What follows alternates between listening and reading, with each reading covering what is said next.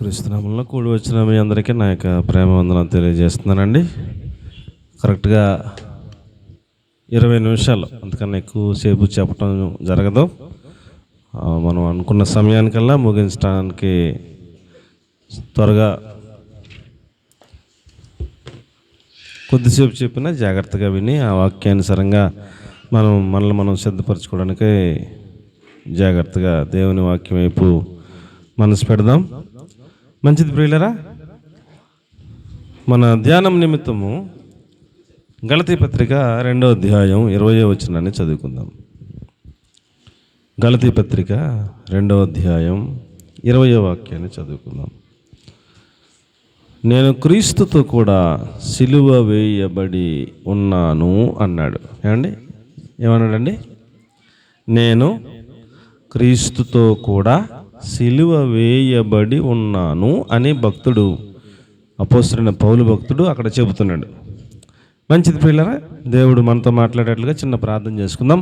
పరిశుద్ధము నమ్మకం కలిగిన మా ప్రియ పరలోకపు తండ్రి, అల్పుడను నిష్ప్రయోజకుడైన నన్ను మీ సిలువ చట్టం మరుగుపరిచి నన్ను అంగీకరించి మీ అగ్ని చేత కాల్చి పుట్టమేసి పరిశుద్ధపరిచి మీ చిత్తములో మీరు చేయనుద్దేశించిన కార్యాలన్నీ మాలో చేయమని యేసయ్య పేరట ప్రార్థించి అడిగి వేడుకొని పొంది ఉన్నాము తండ్రి, ఆమేన్. ప్రియులారా, ఈ యొక్క 40 దినాలు ఉపవాస ప్రార్థనలు, శ్రమ దినాల ప్రార్థనలని పెట్టడంలో ఉన్నటువంటి ఆంతర్యం ఏమిటంటే, పాపములో పుట్టింది మనం, పాపములో పెరుగుతున్నది మనం, పాపపు ఆలోచనలు కలిగి జీవించేది మనం, పాపమునకు శిక్ష రావాల్సింది మన మీదకి, మనకి మరణం రావాలి, మనము నరకానికి పోవాలి. కానీ దేవాతి దేవుడు మనలను ప్రేమించి మనకి బదులుగా మనం నరకం వెళ్ళిపోకుండా మనల్ని రక్షించటం కోసం, మనలను విడిపించటం కోసం, మనలను నరకము నుంచి తప్పించి తనతో పాటు పరలోక రాజ్యంలో ఉండునట్లుగా ఆయన ఒక ప్రణాళిక సిద్ధపరిచి ఆయన తన సొంత కుమారుడైన యేసు ప్రభుల వారిని భూమి మీదకి పంపించి ఆయన శరీరం మీద ఈ మన మీదకి రావాల్సిన శ్రమ, మన మీదకి రావాల్సినటువంటి ఆ యొక్క వ్యాధి, మన మీదకి రావాల్సినటువంటి ఆ యొక్క శిక్ష ఆయన శరీరం మీద విధించి ఆయన శరీరము నలగొట్టుట ద్వారా, కొరడా దెబ్బలు ఇలా కొడతా ఉంటే ఒక్కొక్క కొరడా అలా గుచ్చుకుని అలా లాగినప్పుడు, అలాగ ఎన్ని కుంకలు దిగి ఇలా లాగినప్పుడు మొత్తం ఎక్కడైతే దిగింది అక్కడ అలాగా గాయం అవుద్ది అనమాట అండి. ఇలా లాగినప్పుడు ఇంత మాంసం ముక్కలు బయటకు వస్తూ ఉంటాయి, ముద్దల కింద రక్తం అంతా కారిపోతూ ఉంటుంది. అలాగ కొట్టి వాళ్ళు కొడతానే ఉన్నారు. సిలువను, ఆయన బరువైన సిలువను మోసుకుంటూ ఆ ఊరమ్మట ఆ కల్వరి కొండ మీదకి, గొల్గొతా మీదకి ఆయన నడుచుకుంటూ వెళ్ళారు. అక్కడికి వెళ్ళాక క్రూరాతి క్రూరంగా, కఠినంగా ఆ చెక్క మీద, సిలువ మీద 2 చేతులు ఇలా వేసి మేకులతో కొట్టేసి, కాళ్ళకి మేకలేసి కొట్టేసి ఆ సిలువ మీద పెట్టేశారు. ఉదయం 9 గంటల నుంచి సాయంత్రం 3 గంటల వరకు అలా వేలాడి 3 గంటలప్పుడు ఆయన మరణించాడు. 3వ దినాన్ని మరలా పునరుద్ధానుడై చావునే చంపి మరణాన్ని జయించాడు. పునరుద్ధానుడై తండ్రి కుడిపార్శ్వన ఆసీనుడై ఉన్నాడు. మన కొరకు ఆ రోజు నుంచి ఈ రోజు వరకు సజీవుడుగా, దేవుడుగా, మొదటి నుంచి ఉన్నవాడు, చనిపోవగలిగినవాడు, చావునే జయించి మరలా పునరుద్ధానం అవ్వగలిగిన శక్తిమంతుడు అని నిరూపించుకుని, నేను ఎలాగైతే చనిపోయి లేచాను అలా మిమ్మల్ని కూడా లేపుతానని ఒక భరోసా, నిరీక్షణ, ఒక విశ్వాసాన్ని మనం కలిగింపజేశాడు. ఇప్పుడు ఆయన పొందిన ఆ శ్రమలను జ్ఞాపకం చేసుకోవడం ద్వారా ఈ 40 రోజుల్లో మనం ఏమి నేర్చుకోవాలంటే, మనము ఆయన మన కొరకు శ్రమ పడిన విధానాన్ని జ్ఞాపకం చేసుకుని మనము ఏమి నేర్చుకోవాలి అనేది వాక్యంలో నుంచి ఆ సారాంశాన్ని మనం వెతికి పట్టుకోవాలి. ఇప్పుడు ఇక్కడ రాయబడిన మాట ఏమిటంటే, నేను అనగా పౌలు గారు. ఎవరండి? నేను అనగా పౌలు గారు అంటాడు, నేను క్రీస్తుతో కూడా సిలువ వేయబడి ఉన్నాను. నేను క్రీస్తుతో కూడా సిలువ వేయబడి ఉన్నాను. ఆ అనుభవంలోకి వచ్చేసాను. నేను క్రీస్తుతో కూడా సిలువ వేయబడి ఉన్నాను. ఇక నువ్వు జీవించువాడను నేను కాదు, నా యందు నివసిస్తున్నటువంటి క్రీస్తే నా యందు జీవిస్తున్నాడు అన్నాడు. అంటూ ఇంకొక మాట కొంచెం ముందుకెళ్తే మత్తయి సువార్త 10వ అధ్యాయం 38వ వాక్యాన్ని కనుక మనం చూస్తే, ప్రతివాడు తన సిలువనెత్తుకొని ఆయనను వెంబడించవలెను అన్నాడు. ఏం చేయాలంటండి అమ్మా? ఏం చేయాలంట? ఇప్పుడు మనము జీవిస్తున్నది లోకంలో జీవిస్తున్నాం. ఈ లోకమునకు మనము వేరై, మన వైపు చూడండి, ఈ లోకమునకు మనం వేరై మనము కూడా సిలువ వేయబడిన అనుభవంలోకి వచ్చి ఆయన మన కొరకు శ్రమ పడ్డారు. మనం కూడా ఆయన కొరకు శ్రమ పడటానికి ఇష్టపడి ఈ దేవుని అంగీకరించిన ప్రతి ఒక్కరు కూడా, యేసుప్రభు వారిని యందు విశ్వాసం ఉంచిన ప్రతి ఒక్కరు కూడా ఆయన శ్రమలు ఎలాగైతే పడ్డారో మనం కూడా అదే దారిలో వెళ్ళాలి. ఆయన ఎలా అయితే పునరుద్ధరణుడయ్యాడో మనం కూడా అలాగే పునరుద్ధరణుడు అవ్వాలి. ఆయన ఎలా అయితే జయ జీవితం జీవించాడు అలాగే మనం కూడా ఈ శ్రమలలో జయ జీవితమును జీవించి ఆయన వలె మనం కూడా చనిపోతాం, కానీ పునరుద్ధరణమై ఆయన వద్దకు వెళ్ళాలి అనేది ఈ కాస్తంత జీవితంలో మనం నేర్చుకోవటం కోసం ఈ 40 దినాలను దేవుడు మనకి ఆ పాఠాలు నేర్చుకోవడం కోసం ఏర్పాటు చేసి ఆ వాక్యాలను శ్రద్ధగా ధ్యానం చేయడం ద్వారా మనం ఆ రూపానికి రావాలని దేవుని వాక్యాన్ని బట్టి మీకు నేను మనవి చేస్తూ ఉన్నాను. ఎవరైనాను యేసు ప్రభుల వారిని వెంబడించాలి అనుకుంటే ఏమండి, ఆయన తన సిలువను ఎత్తుకోవాలంట. ఏం చేయాలంట? నేనున్నాను అనుకోండి, నేను యేసు ప్రభుని వెంబడించాలనుకుంటే నేను ఒక సిలువను ఎత్తుకోవాలి. సిలువ అంటేనే శ్రమ. చెప్పండి, ఏంటంటే సిలువ అంటే ఏంటి? సిలువ అంటేనే శ్రమ, సిలువ అంటేనే పరీక్షలు. ఈ పరీక్షలు లేకపోతే భక్తిపరుడువో భక్తిహీనుడువో తెలీదు. పరీక్ష ఉంటేనే 100 మార్కులు వస్తాయో, 90 వస్తాయో, 80 వస్తాయో తేలుతుంది కదా. ఒక పరీక్ష నీకు దేవుడు పెడతాడు కావాలనే, నువ్వు ఎంత భక్తిగా ఉంటావో అని ఆయన తెలుసుకోవడం కోసం ఒక పరీక్ష పెడతాడు. ఆ పరీక్షలో మనం అనుకుంటాం, నాకే ఈ శ్రమలు వస్తున్నాయి, నాకే ఈ బాధలు వస్తున్నాయి, నాకే ఈ కష్టాలు వస్తున్నాయి, ఈ పగోడుకు కూడా ఉండకూడదు, ఎందుకు భక్తి చేస్తున్నాను, గుడికి వెళ్ళకుండా ఉంటే మానేస్తే బాగుండు అని మనకి అలాగ అనిపిస్తూ ఉంటాడు సాతాను. కానీ ప్రియులరా, మనల్ని రక్షించుటకు పరమునే విడిచి భూకి ఏతించిన యేసు క్రీస్తు ప్రభుల వారు వెళ్ళిన మార్గం పూలబాట కాదని మీకు నేను మనవి చేస్తున్నాను. పూలబాట కాదు. ఆయన జీవితం అంతా మీరు గమనించండి. ఆయన జీవితం అంతట్లో దేవాతి దేవుడు అయినప్పటికీ ఆయనను అందరూ నిందించారు, అవమానించారు, గేలి చేశారు, హింసించారు, బాధలు పెట్టారు. ఎన్ని రకాలుగా ఆయనను ఇబ్బంది పెట్టారో మనం ఒక్కో రోజు మనం ధ్యానం చేసుకుంటే అలాగే మనకు కూడా ఎదురవుతాయి.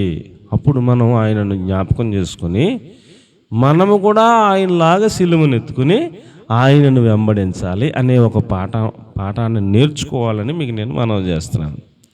నేను యేసుప్రభుని విశ్వాసం ఉంచానండి, యేసుప్రభుని అంగీకరించానండి, కానీ ఆయనలాగా శ్రమల మార్గం వెళ్ళాలంటే నా వల్ల కాదని అంటే కుదరదండి. మనము కూడా సిలువను ఎత్తుకొని ఆయనను వెంబడించాలి అని దేవుని వాక్యం తెలియజేస్తూ ఉంది. వెంబడించటం అంటే ఏంటంటే, నేను ఒక వ్యక్తిని వెంబడిస్తున్నాను అంటే ఆ వ్యక్తి వెనకాల నేను వెళుతున్నానంటే ఆ వ్యక్తితో నేను ఏకీభవించితేనే వెళ్తాను. అవునంటారా కదంటారా? ఏకీభవించకపోతే నేను వెళ్ళను ఆయన వెనకాల. ఒకసారి ఆయనతో నేను ఏకీభవించిన తర్వాత ఆయన ఎలాగ వెళ్తున్నాడో అలాగే నేను కూడా వెళ్ళాలి. ఆయన ఎలాగైతే నడుస్తున్నాడో అలాగే నేను కూడా నడవాలి. ఆయన సిలువను ఎత్తుకున్నాడు, నేను సిలువను ఎత్తుకోవాలి. ఆయన శ్రమలను అనుభవించాడు, నేను కూడా శ్రమలను అనుభవించాలి. ఆయన జయ జీవితంతో ముందుకు సాగాడు, నేను కూడా జయ జీవితంతో ముందుకు సాగాలి. ఆయన చనిపోయాడు, మనము చనిపోతాం. కానీ ప్రపంచంలో భూమి పుట్టింది మొదలుకున్న ఇప్పటి వరకు చనిపోయిన వాడు మరలా లేవలేదు, పునరుద్ధరణ అవ్వలేదు. ఆయన పునరుద్ధరణుడు అయ్యాడు. నేను కూడా పునరుద్ధానం చెందుతాను, దేవుని యొద్దకు వెళతాను అనే నిరీక్షణతో మనము ఈ శ్రమల మార్గములో ఒకవేళ మనకి బ్రతికినంతకాలం శ్రమ పెట్టడం పరీక్షలో సంవత్సరం అంతా పరీక్షలు ఉంటాయా? చదువుకునే పిల్లలు చెప్పండి, సంవత్సరం అంతా పరీక్షలు ఉంటాయా? బడికి మామూలుగా వెళ్ళి వచ్చేస్తుంటాం, పరీక్షలు ఉండవు. ఒక యూనిట్, 2 యూనిట్, 3 యూనిట్ అని ఏదో ఒక వారం పెడతారు, 3 సార్లు 4 సార్లు. ఆఖరిగా ఫైనల్ ఎగ్జామ్ అంటారు, ఒక వారం రోజుల్లో అయిపోయింది. 4 పరీక్షలు ఉంటాయి, సంవత్సరం గడిచిపోద్ది కదా. అలాగే మనకు కూడా భక్తి జీవితంలో ఎప్పుడన్నా పరీక్ష పెడతాడు. అప్పుడప్పుడు కాస్తంత ఏదో పరీక్షలు గుండా వెళ్ళాల్సి ఉంటుంది. సంవత్సరం అంతా మనకి పరీక్షలు శ్రమలు ఉండవు.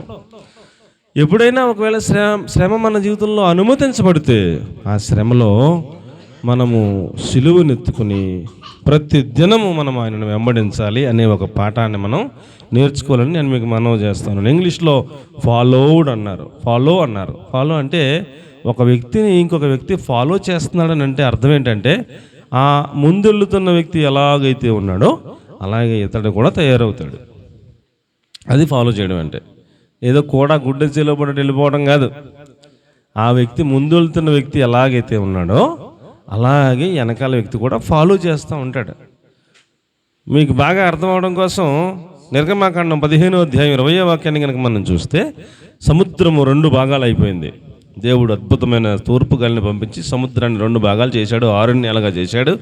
ఇశ్రాయేలు ఇంచుమించు 20-30 లక్షల మంది ఆ సముద్రంలో ఆరణ్యాల్లో లోపల వెళ్ళిపోతూ ఉంటే వెనకాల ఫరో సైన్యం కూడా వచ్చేసారు. సగం లెక్క వచ్చాక సముద్రం సగం లెక్క వచ్చాక దేవుడే మధ్యలోకి వచ్చాడు. ఈ ఫరో సైన్యం ఒక అడుగు కూడా ముందేయకుండా వాళ్ళని ఆపాడు. వీళ్ళు అవతలకి వెళ్ళిపోయారు.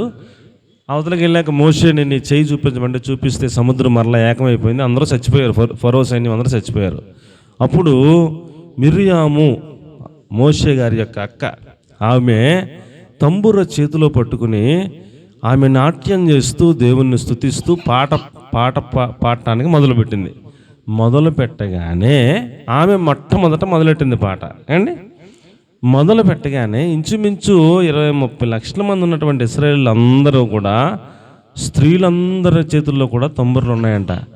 ఆమె ఎలాగైతే తంబుర వాయిస్తుందో అదే టైపులో ఈ మొత్తం 20 లక్షల మంది ఉన్నారో లేకపోతే 30 లక్షల మంది ఉన్నారో వీళ్ళందరూ కూడా అందరూ తంబుర వాయిస్తున్నారంట. ఆవిడ ఎలా నాట్యం చేస్తుందో అలాగే నాట్యం చేస్తున్నారంట. ఆవిడ ఎలా పాట పాడుతుందో అలాగే పాట పాడుతున్నారంట. వీళ్ళందరూ ఆమెతో ఏకీభవించారు. అది వెంబడించడం అంటే.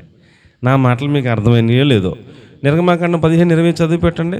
ప్రవక్త అయిన మిరియాము తంబురను చేత పట్టుకుని స్త్రీలందరూ వెంబడి వెళ్ళగా నాట్యముతో దేవునిని స్తుతించి మహిమపరిచారని చెప్పేసి అక్కడ వ్రాయబడి ఉంటుంది. దొరికిందమ్మా? ఎవరైనా చదవగలరా? మరియు అహరోను సహోదరియగు ప్రవక్తయగు మిరియాము తంబురను చేత పట్టుకుని స్త్రీలందరూ తంబురలతోనూ నాట్యముతోనూ ఆమె వెంబడి వెళ్ళగా మిరియాము వారితో కలిసి ఇట్లు పల్లవి ఎత్తి పాట పాడుతా తంబుర వాయిస్తా నాట్యం ఆడుతా దేవుణ్ణి స్తుతిస్తూ ఉంటే మిరియాము ఎలా చేస్తుంది అలాగే వీళ్ళందరూ కూడా అదే పాట, అదే నాట్యం, అదే తంబుర వాయించడం, అదే సిస్టం. కాబట్టి వెంబడించడం అంటే ఏంటంటారు? ఏమండి? ఆ మొట్టమొదటి ప్రవక్తని యొక్క మిరియాము ఎలాగ చేస్తుందో అలాగే ఏకీభవించడం వెంబడించడం అంటారు. నా మాట అర్థమవుతుందంటారా? ఏమండి? ఇప్పుడు నేను ఒక పాట ఎత్తుకున్నాను అనుకోండి. నేను పాట ఎత్తుకుంటే నన్ను వెంబడించాలి. మీరు అందరూ కూడా ఏం చేయాలి? వెంబడించాలంటే పల్లవి అయిపోతే చరణం ఎత్తుకుంటాను. నేను ఎత్తకుండానే మీలో ఒకళ్ళు ముందెత్తేసారనుకోండి, ఇంకొకరు వెనకాల ఎత్తారనుకోండి, ఇంకొకరు మధ్యలో అందుకుంటున్నారనుకోండి, ఎలా ఉంటుంది? ఎగుడు దిగుడు చిరాకు పరాక్గా ఉంటుంది కదా. మిగిలిన కాంగ్రిగేషన్ అంతా సైలెంట్గా ఉండాలి. ప్రధాన గాయకుడు మొదలుపెట్టినప్పుడు ఆయన్ని అనుసరించి వెంబడించాలి. అప్పుడు ఆ పాట చాలా అందంగా, చాలా పద్ధతిగా ఉంటుంది. ఏమండి? ఒకళ్ళేమో ముందు ఒకళ్ళు వెనకాల అలాగా కుక్కల నక్కలాగా పాడకూడదు. కాబట్టి వెంబడించడం అంటే ఏంటంటే మనకు ముందున్న వారిని అనుసరించటం. నా మాట అర్థమవుతుందంటారా? ఫాలో అవ్వటం. మీకు ఇంకా అర్థం అవ్వాలంటే ఏమండి? ఇంకా అర్థం అవ్వాలంటే ఆడెవడో ఏమో మనకి పేర్లు తెలియదు,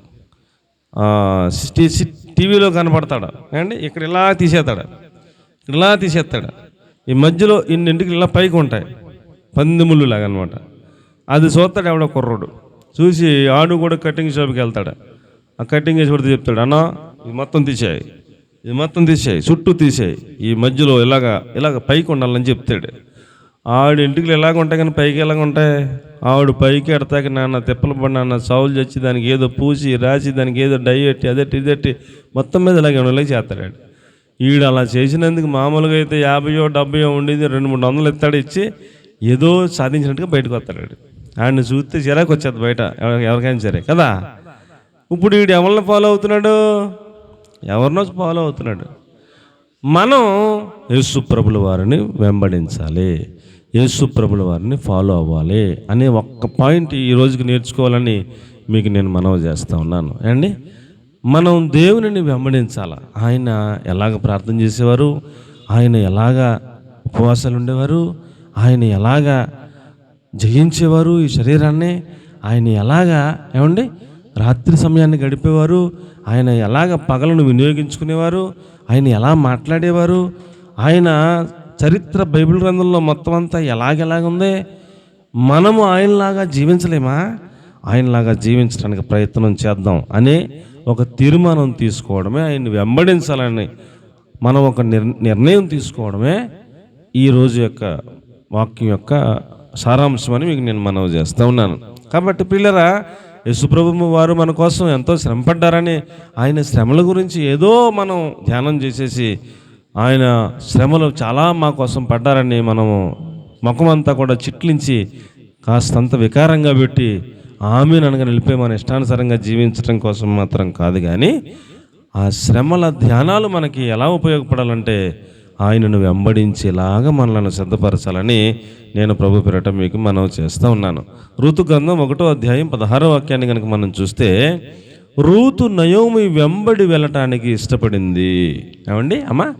రూతు నయోమి వెంబడి వెళ్ళటానికి ఇష్టపడింది అండి. ఇప్పుడు నా వైపు చూడండి, 2-3 మాటలు చెప్పేసి నేను ముగించేస్తాను నా టైంలో అండి. నయోమి అత్తగారు. నా వైపు చూడండి. నయోమి ఎవరండి? అత్తగారు. రూతు కోడలు. నయోమి భర్త చనిపోయాడు, రూతు భర్త చనిపోయాడు. ఆ యొక్క చిన్నావిడి ఆమె భర్త కూడా చనిపోయాడు. నయోమి అంటే అత్తగారు. అత్తగారికి 2 కొడుకులు, 2 కొడుకులకి 2 భార్యలు, అనగా 2 కోడళ్ళు. మొత్తం మామయ్య 2 కొడుకులు, మొత్తం 3 మగళ్ళు చచ్చిపోయారు. ఇంట్లో 3 ఎలా ఉన్నారు? ఇప్పుడు విధవరాల్లాగా ఉన్నారు. అప్పుడు నయోమి అన్నారు ఆ కోడళ్ళు 2ని పిలిచి, అమ్మా నేను ముసల్దాన్ని అయిపోయాను, ఇక నా భర్త లేడు, మీ భర్తలో లేరు, చనిపోయారు, మీరు యవనస్తులు పిల్లలు, నేను ముసలిదాన్ని, నేను ఎలాగోలాగా ఉంటాను, మీరు చక్కగా యవనస్తులు కదా, మీరు మీ దేశంలో మీ అమ్మ నాన్న ఇంటికి, మీ మోయాబులు కదా, మోయాబీలు కదా, మీ అమ్మ నాన్న ఇంటికి వెళ్ళిపోతే మోయాబు పురుషులను ఎవరొకరు మీకు పెళ్లి చేస్తారు, చక్కగా బతకండి అమ్మా అని చెప్పింది. ఎవరో అమ్మ? ఎవరు చెప్పారు? ఎవరు చెప్పారండి? చెప్పండి. ఎవరు చెప్పారండి? అత్తమ్మ చెప్పిందండి. అత్తమ్మ చెప్పిందని చెప్తున్నాను కదా. మరి ఎవరు చెప్పారు? అత్తగారు చెప్పింది కోడలకి. అమ్మా నా కోడబోతు ఉపకారం ఏముంది, నా కొడుకులు చచ్చిపోరు కదా, మీ అమ్మ నాన్న ఇంటికి వెళ్ళిపోండి, మీ మోయాబీల్లో ఎవరొకరు చూసి చేస్తారు, బాగా బతకండి అని చెప్పింది. చెప్తే చిన్న కోడలు భలే చెప్పింది మా అత్తగారు అని ముద్దెట్టుకుని అమ్మ నాన్న ఇంటికి వెళ్ళిపోయింది. మోయాబీళ్ళు ఎవరొకరు చేసుకుంటే ఇష్టపడింది. ఈ పెద్ద కోడలు అంటదే, నీవు నీ కుమారుడికి నన్ను పెళ్లి చేసుకున్న తర్వాత, నేను మోయాబీరాలను అయినప్పటికీ నీ కుమారుడిని పెళ్లి చేసుకున్న తర్వాత మీ దేవుడి గురించి నాకు తెలిసింది, మీ దేవుని యొక్క గొప్పతనం నాకు తెలిసింది, మీ దేవుడే నిజమైన దేవుడని నాకు అర్థమైంది. నా భర్త లేడు, నీకు కూడా భర్త లేడు, కానీ నేను తిరిగి మోయాబుకు వెళ్ళను, నేను మార్పు చెందాను, నీతోనే ఉంటాను, నిన్నే వెంబడిస్తాను, నీకు కుమారులు లేకపోయినా పర్వాలేదు, నాకు మళ్ళీ వివాహం కాకపోయినా పర్వాలేదు, నీతోనే ఉంటాను, నువ్వు ఎక్కడుంటే అక్కడే ఉంటాను, నీ జనమే నా జనము, నీ దేవుడే నా దేవుడు, నువ్వు ఎక్కడుంటే నేను అక్కడ ఉంటాను, నువ్వు ఎక్కడ చచ్చిపోతే నేను కూడా అక్కడే చచ్చిపోతాను, నన్ను వేరు చెయ్యాలంటే అది మరణము తప్ప ఏది వేరు చేయకూడదని ఒక తీర్మానాన్ని ప్రకటించింది, ఒక నిబంధన చేసుకుంది.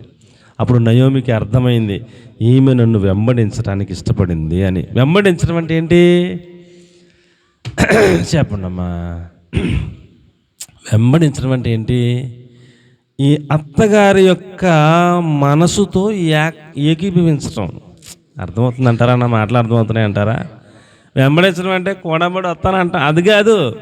వెంబడించడం అంటే అత్తమ్మ నీతో పాటు కోడబడి వస్తాను, అలా కాదు. ఆమె మనసుతో ఏకీభవించింది దేవుడి.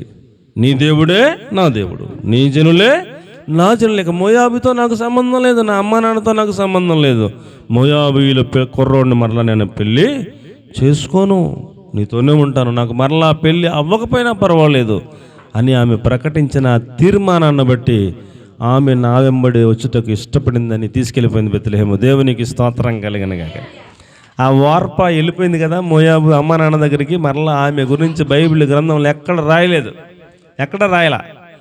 అక్కడతో ఆమె చాప్టర్ ఇంకా కనపడదు ఇంకా. కానీ రూతు ఏమండి బెత్లెహేము వెళ్ళింది, అత్తమ్మకు లోబడి ఉండింది, ఆమెకు చెప్పి ఏ పనైనా చేసింది. ఏమండి బెత్లెహేములో కొన్ని వందల ఎకరాలకి ఆసామైనటువంటి బోయజుకి భార్యగా మారిపోయింది. యేసుక్రీస్తు ప్రభు వంశావళిలో తల్లుల జాబితాలోకి చేరిపోయింది. అండి ఎంత భాగ్యవంతురాలు అయిపోయిందంటే ప్రియులరా, ఆమె నయోమిని వెంబడించుట వలన ఆమె పేరు సువర్ణాక్షరాలతో లిఖించబడింది బైబిల్ని మీకు నేను మనవి చేస్తా ఉన్నాను. దేవునికి బిగ్గరగా ఒక మంచి స్తోత్రం చెప్పండి. హల్లెలూయా. కాబట్టి ప్రియులారా, మీరు ఎవరిని వెంబడించాలనుకుంటున్నారో దాన్ని బట్టి మీ భవితవ్యం ఆధారపడి ఉంటుందని నేను ఇందు నిమిత్తం మీకు తెలియజేస్తా ఉన్నాను.